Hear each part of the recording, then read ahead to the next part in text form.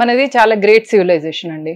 800 సంవత్సరాలు ఇస్లామిక్ దౌర్జన్యాలను, అత్యాచారాలను తట్టుకొని తర్వాత 200 సంవత్సరాలు బ్రిటిష్ లూటీ చేసినా కూడా, అంటే రెండిటి దౌర్జన్యాలను ఇటు ఫైనాన్షియల్గా లూటీ చేసిండ్రు, అటు ఫిజికల్ ఎమోషనల్ టార్చర్లను కూడా తట్టుకొని కూడా మనం ఇంకా హిందూ సమాజం ఇట్లా ఉంది అంటే ఇది ఋషుల పరంపర అనమాట. అందుకే మన ప్రతి ఋషిది గోత్రనామం ఉంటుంది మనకు. సో మనం we owe to this land, we owe to this civilization, మనకు బాధ్యత ఉంటుంది. ఆ బాధ్యతను మనం గుర్తించినప్పుడు ఆ ఋషులు మునులు ఎవరైతే ఉన్నారో ఆ ఋషులు మునులు మనకు మార్గదర్శనం ఇస్తారు. నా గెస్ ఏంటిదంటే I was a proud Hindu. Narendra Modi గారు యోయో లైఫ్ స్టైల్ నుంచి, అంటే వీక్ డేస్ మొత్తం కార్పొరేట్గా ఉండి వీకెండ్ పబ్ వీకెండ్ పార్టీస్ లో ఉంటున్న లైఫ్ ని మౌల్డ్ చేసిన నాకు ఒక గురువు లాగా అనిపిస్తారు వాళ్ళు. ఎట్లా మౌల్డ్ చేసిందంటే ఏ విధంగా అంటున్నారు? మేమిద్దరం ఆడపిల్లలం. మా పేరెంట్స్ ఇద్దరు గవర్నమెంట్ ఎంప్లాయీస్. సో ఇద్దరు డిసైడ్ అయిన అనమాట, ఒక అమ్మాయి డాక్టర్, ఇంకొక అమ్మాయి ఇంజనీర్ అని. సో నేను ఇంజనీరింగ్ చేసి అమెరికా పంపించేసిండ్రు, మా చెల్లెలు ఇక్కడ డాక్టర్ ఇండియాలో ప్రాక్టీస్ చేస్తుంది. నేను అక్కడ ఉండి నా లైఫ్ని నేను డాలర్ డ్రీమ్స్ని తీసుకుంటున్నప్పుడు, ఎంజాయ్ చేస్తున్నప్పుడు, నరేంద్ర మోదీ గారు రాకముందు వచ్చిన తర్వాత అబ్జర్వ్ చేసిన యుఎస్లో మన్మోహన్ సింగ్ గారు యుఎస్ వచ్చినప్పుడు బిఫోర్ 2014 ఒబామా వెనక హీ యూస్ టు లైక్ వెనక వెళ్తుండే అనమాట. ఒక వెనక ఎట్లా వెళ్తారు ఫాలోవర్ లాగా, ఒబామా లీడ్ చేస్తుంటే ఫాలోవర్ గా మన్మోహన్ సింగ్ వెళ్తున్నప్పుడు యాజ్ అన్ ఇండియన్ నాకు అబ్బాయి ఇంకా ఈ దేశంలో ఉండడం అవసరం, మా చెల్లెని కూడా ఇక్కడికి పిలిపించేసుకుంటే అమెరికాకి, మేమిద్దరమే అమ్మాయిలం కదా, సో మా పేరెంట్స్ కూడా ఇక్కడికి వచ్చేస్తారు, మేము ఇక్కడే ఉండిపోతాం, ఇక్కడే సెటిల్ అవుతాం అనుకున్నాం. 2014లో నరేంద్ర మోదీ వచ్చినప్పుడు యూ టర్న్ టోటలీ. అసలు మేమున్నది బే ఏరియా అంటారు, అంటే శానోజేకి ఒక రిక్రియేషన్ సెంటర్కి నరేంద్ర మోదీ ఫస్ట్ టైం వచ్చినప్పుడు అసలు యుఎస్లో ట్రాఫిక్ జామ్ ఉండదు. అట్లాంటిది ఆయన వస్తున్నప్పుడు ట్రాఫిక్ జామ్ అయిపోయింది. మేము యుఎస్లో ఎస్పెషలీ బే ఏరియాలో శానోజేలో మేము సైకిల్లో మీద వెళ్ళినాం అనమాట. సైకిల్ మీద ముందట కార్టర్లో బాబుని కూర్చోబెట్టుకొని సైకిల్ దొక్కుంటూ వెళ్ళి అటెండ్ అయినాం. అంటే కార్లో వెళ్ళలేం, ట్రాఫిక్ ఉందని. అంత హ్యూజ్ ట్రాఫిక్. అసలు యుఎస్ లో హ్యూజ్ ట్రాఫిక్ బ్లాకే అవ్వదు. అంటే మోదీ వచ్చిండ్రని ఆ చుట్టుపక్కల ఉన్న వాళ్ళందరూ అక్కడికి వచ్చిండ్రు. అంత పెద్ద గ్యాదరింగ్ అయింది, ఎన్ఆర్ఐస్ గ్యాదరింగ్. ఆ గ్యాదరింగ్ లో నరేంద్ర మోదీ అన్నారు, ఇక్కడ మేము ఇంజనీరింగ్ చదివినప్పుడు ఫ్రీ సీట్ గా నేను 8,000 పెట్టి చదివిన అనుకోండి, సిస్టమ్ ఒక 30-40,000 ఇన్వెస్ట్ చేస్తుంది ప్రతి స్టూడెంట్ మీద. అట్లా నేను ఒక 2 lakhs సిస్టమ్ మీద బర్డెన్ పెట్టి చదువుకొని నా సేవలు నేను ఎక్కడ అందిస్తున్నా? అమెరికాలో. అయితే ఏమైతుంది, బ్రెయిన్ డ్రైన్ అంటారు కదా దాన్ని. అయితే మోదీ దాన్ని ఏమన్నారంటే బ్రెయిన్ డ్రైన్ కాదు, బ్రెయిన్ ఇన్వెస్ట్మెంట్. మేము ఇక్కడ ఇన్వెస్ట్ చేస్తున్నాం మీ బ్రెయిన్ ని, భరతమాతకి ఎప్పుడైనా అవసరమైనప్పుడు మీరు వచ్చి పని చేస్తారా అనగానే అందరూ అక్కడ ఎస్ అని అన్నారు. అప్పుడు ఆ మాటకు అర్థం తెలియలేదు కానీ ఎస్ అన్నా నేను కూడా. వచ్చిన తర్వాత ఎందుకు ఈ మాట అన్నాడు, బ్రెయిన్ డ్రైన్ అంటే ఏంటిది, అసలు భరతమాతకి నేను ఏం చేయాలి, ఫస్ట్ టైం భారత్ మాతకి చేయనప్పుడు గూస్ బంప్స్ వచ్చినాయి అక్కడ. ఏంటిది అని బాగా రీసెర్చ్ చేసిన తర్వాత మన మీద ఎన్ని దౌర్జన్యాలు జరిగినాయి, మన చరిత్ర ఏంది, మన పూర్వీకులు ఎట్లా వాటిని తట్టుకున్నారు, ఎట్లా తట్టుకొని ఈ సంస్కృతిని కాపాడిను, ఈ సంస్కృతిని కాపాడాల్సిన బాధ్యత ఎవరిపైన ఉన్నది, మన ఆ బాధ్యతను నిర్వర్తిస్తున్నామా లేదా, మనం నిర్వర్తించకుండా ఉన్నప్పుడు ఒక పర్పస్ ఆఫ్ హ్యూమన్ లైఫ్ ఒకటి ఉండాలి, మనం ఆ పర్పస్ ని మీట్ అవుతున్నామా లేదా, ఇవన్నీ ఆలోచించుకొని ఐ థాట్ లైక్ భారతదేశంలో ఒక పూట రొట్టె తినగలిగి ఉన్నా కూడా చాలు, ఈ అమెరికాలో ఉండాల్సిన అవసరం లేదు, ఇక్కడ వెండిపల్లెంలో పంచపక్ష పరమాణాలు తిన్నా భారతదేశంలో ఒక రొట్టె తిని ఉన్నా కూడా అంతకంటే గొప్పది లేదు. అసలు ఫస్ట్ ఒక హిందూగా పుట్టడం అదృష్టం, అందులో భారతదేశంలో పుట్టడం ఇంకా అదృష్టం అని ఐ రియలైజ్డ్. బీజేపీని ఎందుకు చూస్ చేసుకున్నారు అని అంటే? బీజేపీ చూస్ చేసుకోవడం అంటూ జరగలేదండి, ఇట్ హ్యాపెండ్. మా ఫాదర్ కరసేవకి వెళ్ళారు, కాకపోతే ఇంట్లో ఆ కల్చర్ ఉన్నది, హిందుత్వ గురించి వెళ్ళి, మన ధర్మం గురించి వెళ్ళి, వీ హ్యావ్ ఎ గురువు కల్చర్ ఇంట్లో ఉన్నది అనమాట. అంటే నాన్నగారి నుంచే ఉంది, చిన్నప్పటి నుంచి కూడా ఇంట్లో ఆధ్యాత్మిక వాతావరణము ఉండడం వలన దేశభక్తి అనేది తొందరగా వచ్చేసింది. అలా మోదీజీ ఆయన బిహేవియర్, ఆయన యుఎస్ వచ్చినప్పుడు ఆయన ముందు లీడ్ చేస్తున్నట్టు అనిపించింది. అప్పుడు ప్రైడ్గా అనిపించింది, అరే నేను ఇంత గొప్ప కల్చర్ నుంచి, ఇంత గొప్ప దేశం నుంచి వెళ్ళి ఇక్కడికి వచ్చినా, నేను వెళ్ళిపోవాలి, ఈడు ఉండొద్దు. బ్రెయిన్ డ్రైన్కి ఇంకొక ఇన్సిడెంట్ కూడా చాలా లిఫ్ట్ అయిందండి. ఎయిర్ లిఫ్ట్ అని బ్రెయిన్ డ్రైన్కి సంబంధించి ఇంకొక ఇన్సిడెంట్ కూడా చూసిన నేను నా లైఫ్లో.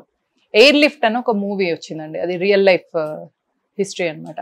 ఏదన్నా రెండు దేశాల మధ్యలో ఏదైనా గొడవ అయినప్పుడు, మొన్న ఉక్రెయిన్ నుంచి వెళ్ళి పిల్లల్ని తీసుకొచ్చిండ్రు కదా స్టూడెంట్స్ని, అట్లనే ఏదైనా దేశంలో గొడవ అయితే అక్కడ ఉన్న మన దేశ పౌరులను మన దేశం లిఫ్ట్ చేస్తుంది అనమాట. అంటే తీసుకొస్తుంది వితౌట్ ఎనీ పాస్పోర్ట్ వీసా అవన్నీ పక్కన పెట్టేసి, ఆడ మన సిటిజన్స్ అందరిగా ప్రూవ్ చేసుకుంటే చూపిస్తే చాలు, వాళ్ళను మనము ప్లేన్లో తీసుకొచ్చేసి మన దేశంలో తీసుకొస్తాం.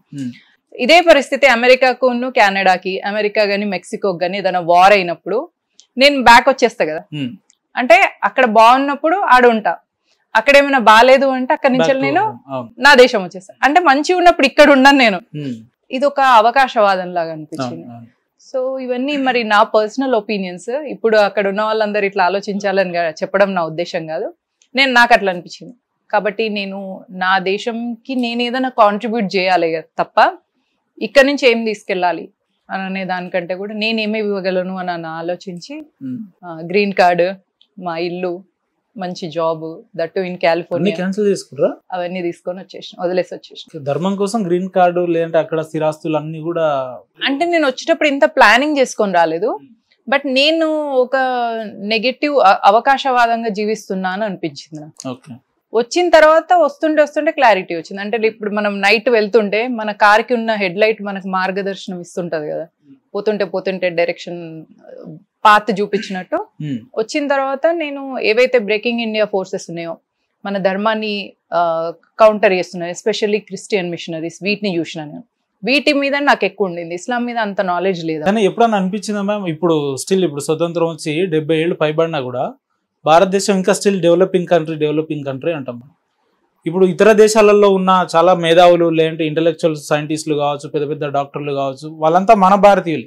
వాళ్ళంతా కనుక మన భారతదేశంలో మీ లెక్క బ్యాక్ టు కంట్రీ లేదా బ్యాక్ టు హోమ్ వస్తే భారతదేశం డెవలప్ అయ్యే అవకాశం ఉంటుంది కదా. మరి మీ లెక్క ఇతర సిటిజన్స్ ఎందుకు ఆలోచిస్తలేరు అని అంటే, మన ఇండియన్స్ అక్కడ ఉండి ఇట్లా ఆలోచిస్తలేరా?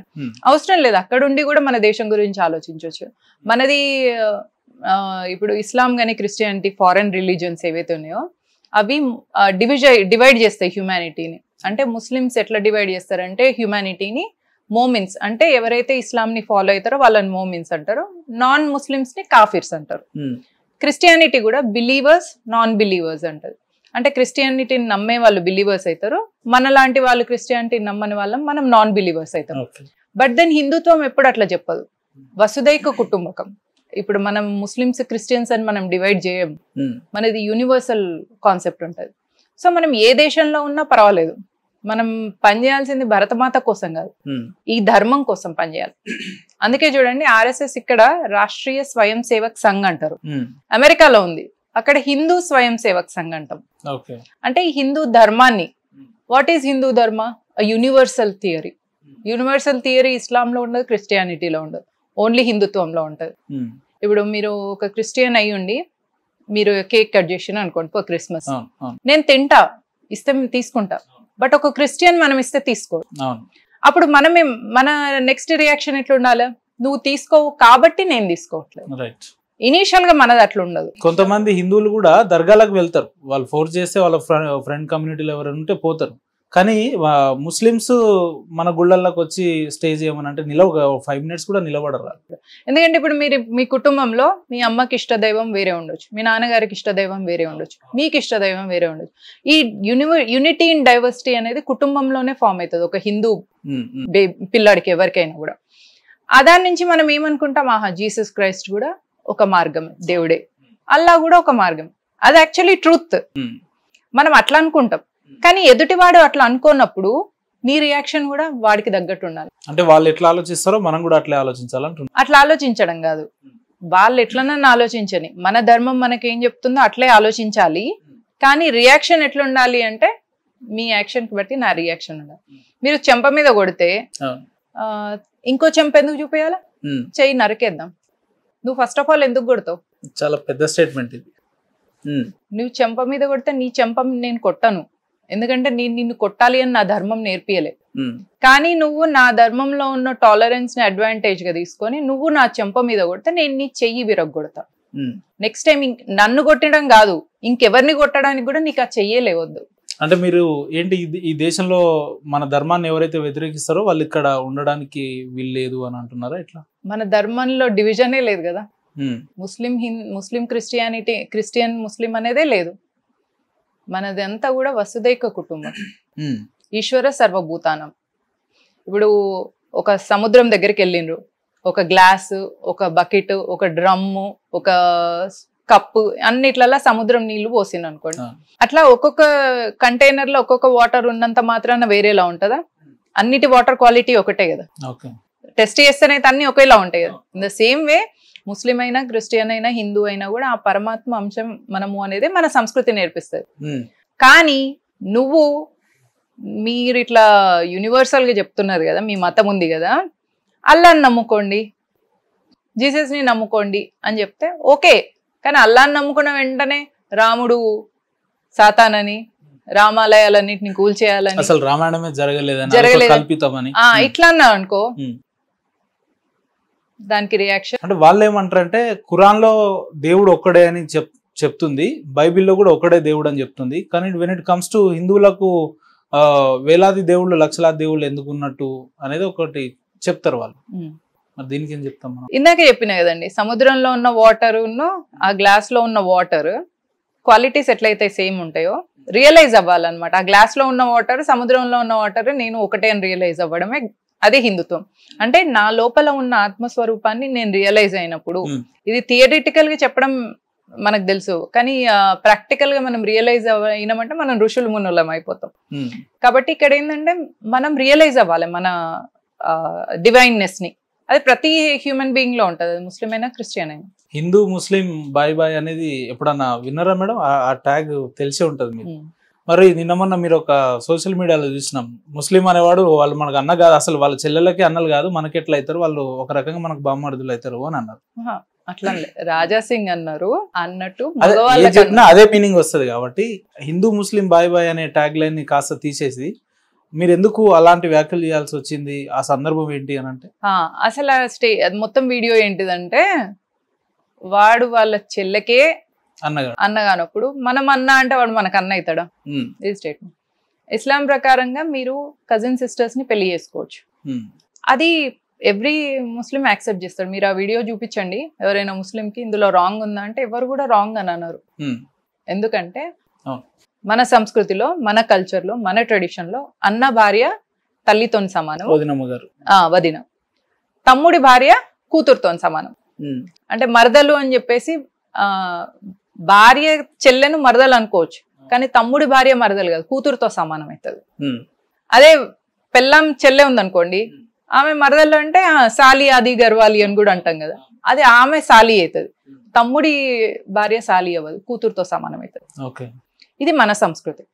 వాళ్ళ దానిలో చూడండి, అన్న చచ్చిపోతే అన్న భార్యని పెళ్లి చేసుకుంటారు, తమ్ముడు చచ్చిపోయినా తమ్ముడు భార్యని చేసుకుంటారు. చేసుకున్నాడు కాదు, జస్ట్ ఇన్ కేసు ఒక 4 అన్నదమ్ములు ఉన్న ఫ్యామిలీ ఉందనుకోండి, తమ్ముడో అన్ననో ఏదైనా యాక్సిడెంటో ఏదైనా చనిపోయిన అనుకోండి, ఆ అమ్మాయి పిల్లల్ని పట్టుకొని తల్లిగారి ఇంటికి రాదు, ఆ ఇంట్లోనే మరిదినో బావనో పెళ్లి చేసుకొని వాళ్ళ ఇంట్లోనే ఉండిపోతారు. ఇది నేను చెప్పింది రాంగ్ అని మీరు ఎక్కడన్నా, ఈ రోజుకి ఆ రకమైన సంస్కృతులు ఉన్నాయా వాళ్ళ దాంట్లో? అంటే చాలా వరకు మీకు చెల్లెలుందా? మీకు చెల్లెలుందా? రాఖీ కట్టించుకుంటారా? ఎందుకు కట్టించుకుంటున్నారు? అది ఎప్పటిదో కదా, పాతది కదా, ఇప్పటికి ఎందుకు రాఖీ కట్టించుకుంటున్నారు అంటే అది మన సంస్కృతి, అది వాళ్ళ సంస్కృతి. ఇప్పటికి కూడా అట్లే ఉన్నారా అంటే అది సంస్కృతి, అదేం అనాగరికం అని మీరు అనుకుంటున్నారు, వాళ్ళు అనుకోవట్లే. ఎందుకు మరి పర్టికులర్ గా ముస్లింలనే టార్గెట్ చేసి ఎందుకు మాట్లాడాల్సి వచ్చింది మౌనిక గారు అని అంటే? ఇక్కడ టార్గెట్ ఏముంది, వాళ్ళ కల్చర్ అట్లుంది అని చెప్పిన. మీరు అఫెండింగ్ గా ఫీల్ అవుతున్నారు, మీరు అరే ఇది రాంగ్ అని మీరు అనుకుంటున్నారు, వాళ్ళు అనుకోవట్లే. వాళ్ళకి అది న్యాచురల్, కామన్, ఉన్నదే చెప్పింది కదా, ఉన్నదే చెప్పిన. అందుకే నన్ను ఎవరు కూడా ఇంతవరకు నన్ను ఎవరు ముస్లిమ్స్ టార్గెట్ ఎందుకు చేయలే, ఎందుకంటే వాళ్ళు కరెక్టే చెప్తుంది కదా అనుకుంటున్నారు. అవును మేము ఇదే ఫాలో అవుతాం. వాళ్ళు అసలు దాన్ని అఫెన్స్ గానే ఫీల్ గారు. మనోళ్ళంతా అయ్యో రామా వామో ఇట్లన్నది అట్లా ఇట్లా అనుకుంటారు. నేను వాళ్ళని ఏమన్నా అక్కడ వాళ్ళ దాంట్లో ఇది కామన్, ఇది వాళ్ళ ట్రెడిషన్, ఇది వాళ్ళ కల్చర్. తెలుసుకోకుండా వాళ్ళని వేరేలాగా అర్థం చేసుకొని మూర్ఖత్వంలో ఉన్నది ఎవరంటే మనం. ఓకే. ఇప్పుడు ఒక హిందూ అమ్మాయి ఉంది, ఒక ముస్లిం అబ్బాయితో ఎవరితోనో ఫ్రెండ్షిప్ చేసి రాఖీ గడు. నీ రాఖీ నీ దృష్టిలో అన్నతో సమానం మీ ఇంట్లో, వాళ్ళ దృష్టిలో చెల్లి అనేది లేదు కదా. ఏ ఆడవాళ్ళైనా కూడా ఒక తల్లికి పుట్టిన పిల్లలు తప్ప, అంటే ఒక తల్లి పాలు దాగిన పిల్లలు తప్ప ఏ ఆడవాళ్ళనైనా కూడా పెళ్లి చేసుకోవచ్చు. అది వాళ్ళ ట్రెడిషన్, అది ఆ ఫారెన్ కల్చర్, ఆ ఇస్లామిక్ కల్చర్. దాన్ని మీరు రాంగ్ అని ఎందుకు అనుకుంటారు? అసలు ఫస్ట్ ఆఫ్ ఆల్ రాంగ్ అని ఎందుకు అనుకుంటున్నారు మీరు? అది వాళ్ళ ట్రెడిషన్. ఇప్పుడు ముస్లిం బుర్కా వేసుకున్నది ఒక అమ్మాయి, మీరు రాంగ్ అనుకుంటారా? వాళ్ళ ట్రెడిషన్ అంతే. ఇది కూడా అంతే. ఏ అమ్మాయినైనా వాళ్ళ అన్న, అందుకే వాళ్ళు భయ్యా కబ్ సయ్యా బన్ గయా పతా హీ నహీ చలా. సయ్యా అంటే భర్త, భయ్యా అంటే అన్న. అన్న ఎప్పుడు భర్త అయిందో తెలియదు, అంటే చిన్నప్పటి నుంచి భయ్యా భయ్యా అనుకుంటూ ఆడుకుంటారు. పెద్ద అయినాక సయ్యా అవుతాడు, అంటే భర్త అవుతాడు. వాళ్ళకి అది ఓకే, ఇది ఓకే. మీరు దాన్ని అఫెన్సివ్ గా ఫీల్ అవుతున్నారు. సో మీరు అఫెన్సివ్ గా ఫీల్ కాకుండా, అఫెండ్ కాకుండా వాళ్ళ కల్చర్ ఏంది అని తెలుసుకోండి.